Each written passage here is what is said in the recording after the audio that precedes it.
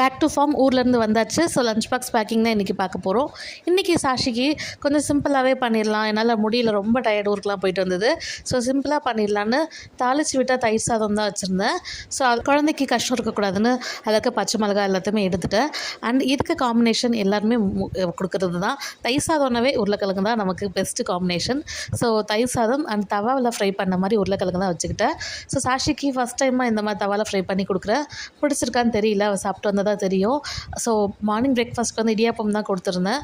அதனால் தெரியல, அது சாப்பிட்டு பார்க்கவே இல்லை அவள். அண்ட் எனக்கு ஸ்நாக்ஸ்க்கும் எனக்கு இடியாப்பம் தான் வேணுமான்னு கேட்டுட்டா. அதனால் ஸ்நாக்ஸ்க்கு கொஞ்சமாக இடியாப்பம் வச்சுக்கிட்டேன். ஃப்ரூட்ஸ் எதுவுமே இல்லை வீட்டில், இனிமேல் தான் வாங்கணும். ஊருக்குலாம் போயிட்டு வந்து டயர்டில் எல்லாமே படுத்துட்ருக்கோம். சாஷி மட்டும் ஜாலியாக ஸ்கூலுக்கு போயிட்டா. நாங்கள் ஊருக்கு போன கிளிப்பிங்ஸ் எல்லாமே கொஞ்சம் கொஞ்சம் இருக்குது. அதெல்லாமே நான் ஷார்ட்ஸில் ஷேர் பண்ணுறேன். அண்ட் இன்றைக்கி உங்கள் வீட்டில் என்ன லஞ்ச் அப்படின்றத மறக்காமல் கமெண்டில் சொல்லுங்கள். இந்த லஞ்ச் பாக்ஸ் உங்களுக்கு பிடிச்சிருக்காருன்னு கமெண்டில் சொல்லுங்கள். தேங்க்ஸ் ஃபார் வாட்சிங். பை.